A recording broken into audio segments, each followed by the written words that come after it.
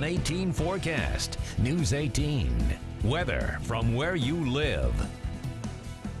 Well, tonight we go back to 1871. That was a hot, dry year, and 1870 was too. But what was interesting is we had, 6 nights with record warmth. Now, the days weren't record warm. We were in the upper 80s to about 90, but at night we were as high as the middle 70s due to persistent south and southwest wind.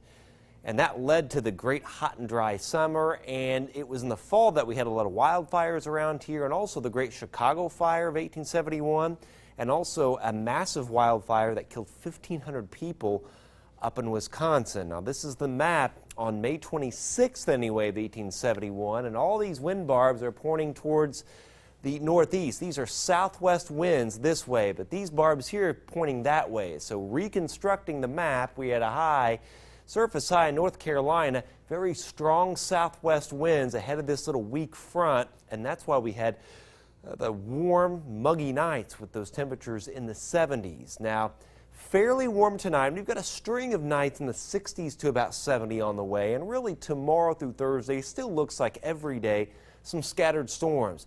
Can't even rule out a couple or maybe a few being severe. Mainly Wednesday and or Thursday. Then it turns dry, less humid next weekend, and then the heat and humidity crank back up early next week, and we may have a severe weather threat on Tuesday of next week. But for Memorial Day, low 60s in the morning. We'll be in the mid 80s by afternoon. 86 at 3, 85 at 5, and even 79 at 11 a.m. Back down to 73 by 11 p.m. tomorrow night. Clouds are increasing from the west and the northwest. The humidity will slowly creep up. Tomorrow will be a pretty humid day, and I think scattered storms will fire right in this zone during tomorrow afternoon and mainly tomorrow evening. But as this upper low, you can see it spinning, moves eastward, we'll get into some of these clusters of storms like these you see in the plains. These will tend to move eastward too, so that's why I think there could even be a couple or a few severe storms towards Wednesday and Thursday. And this is not going to move fast because the stronger upper level winds are up here. You can see these clouds racing north of us.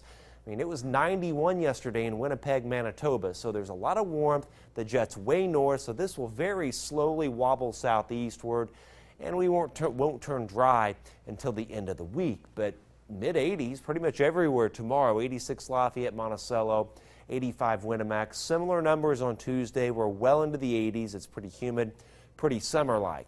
There are the clouds increasing tonight. Now that's 10:30 in the morning, and this is 3 in the afternoon. A few spotty thunderstorms starting to pop in our southwest counties. Then by 5, 6 o'clock, a few scattered storms all across the area. Then these tend to fade after about 10 o'clock tomorrow night.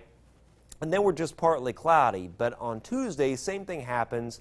The sun's out, the clouds bubble up. This is 10:40 in the morning, and then by afternoon, notice how we get these pops, these scattered storms that bubble up in the heating of the day.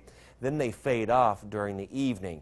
That low, though, will wobble southeastward. We turn dry all of next weekend, but the severe weather threat gets going northwest of us next weekend.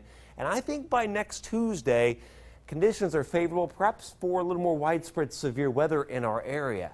We'll keep an eye on that. 7-day forecast, scattered storms over the next few days.